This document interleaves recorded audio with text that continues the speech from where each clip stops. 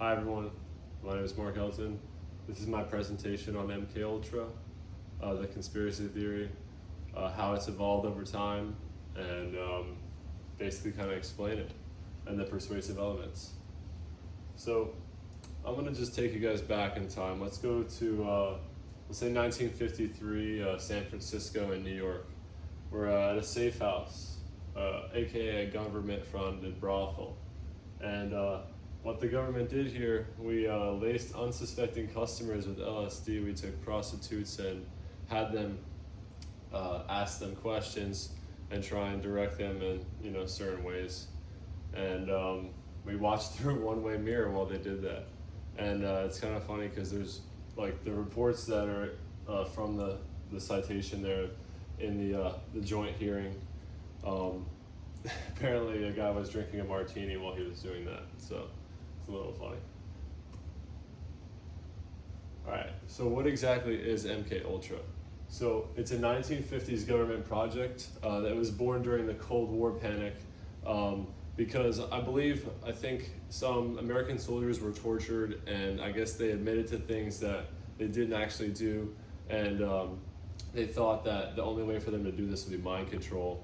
So we kind of were a little bit scared as well, and this guy Sidney Gottlieb, he's the I believe the chemical director of the CIA or something, or of his unit in the Mkultra, and he wanted to de-pattern the human mind. So this was a real government project, but as you'll see, it was terminated. So basically multiple sub-projects were carried out, but it was a lot of sensory deprivation or sensory overload, drugging, chemical or biological weapons. Frank Olson did die. He was a CIA agent, and he, I believe he was laced with LSD, and then he fell off of a rooftop 9 days after coming back from the trip that he was laced on. And then decades later, I believe 2 decades later, the CIA admitted that they were involved. And then destruction of files. So as we can see here, the history reader, this is the citation. Basically, a lot of the files were destroyed in Mkultra. Sidney Gottlieb ordered them all to be destroyed, but we got, I'd say, I don't know how many, no one really knows how many were destroyed and how many are still out there. So that's what kind of makes this conspiracy a lot more confusing and allows for a lot larger than life lies, you could say. So the original expose was by Senior Hirsch. He reported in 1974 that the government had done illegal domestic operations, and this led to the Church Committee led by Senator Frank Church. They conducted public hearings, which is the source of most public information on the topic. And this was across 1974 to 76. These investigations were being done. So this as well, the joint hearing. This is the citation where basically everyone gets the knowledge from. And this guy, Frank Church down here, he's actually holding what is known as the heart attack gun. Yeah. So why is Mkultra so popular?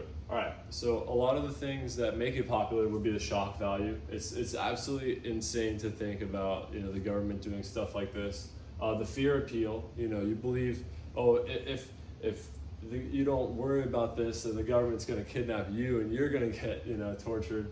But people also live in echo chambers, and it's a lot of confirmation bias, because a lot of people think automatically that the government is doing a bad thing.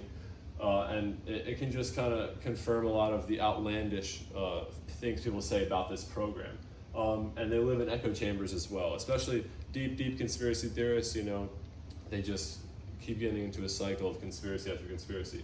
And this is a meta-analysis of the fear appeal, effectiveness, and theories.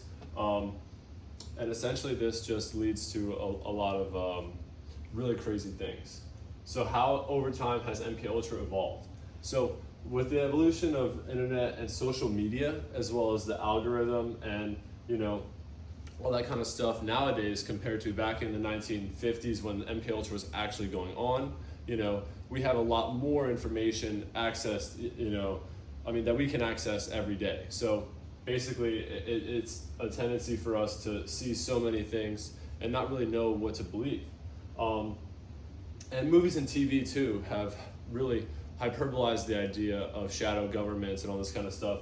The Manchurian Candidate, I think they also did a remake of this movie recently, but essentially I guess it's they're trying to make an assassin, the government's trying to make an assassin. Whoa. And this is public psychology and the Cold War brainwashing scare, so you can see how that connects back to the Cold War. But yeah, the algorithm also tailors things that you like, and if you interact with a bunch of conspiracy theories, they're more likely to put those on your For You page and you'll see them more. Let's see what else we have. So why do people believe the MKUltra conspiracies? So it's a lot of pathos, we have emotions for the Olsen family because, they lost their husband and their father. And like I said earlier, people live in echo chambers. Not necessarily live, but they experience them online sometimes. And then, the hero versus the villain. When you go and look at these files and you try and uncover the secrets and try and connect the dots that, you don't necessarily have because there's a lot of redactions, you want to be the hero in the situation and the government is this big villain because they've already done it in the past. So, it's a secret agency as well. And that makes it a lot more confusing for us because we have no idea of the inner workings, and this is from Lucas and Carr Center, the Mind Control Past and Future. That's kind of talking about people's fear about, the future of mind control. So has MKUltra been debunked? So some of this stuff will never be known because the files are destroyed, obviously. But for the most part, yeah, a lot of the stuff people say there's lizard people, a lot of stuff like that. But there's too much to debunk. There's not really a concrete list of things that people think are under this. It's really kind of a broad term that people affix to conspiracies that have to do with the government. And the myths here, so like I said, people believe that there are lizard people out there. They clone celebrities. They do cryogenic freezing of presidents. And there's mind control. This is by Thomas Hobbes. This is the conspiracy theorists convince celebrities under mind control. This is real. People believe this. I'm just saying this is where it goes when a conspiracy theory gets to be evolved over so many years. All right, so why talk about MKUltra? So I want to let people know that misinformation is everywhere. Some people believe that the social media is the news and the news is the social media. They treat them the same.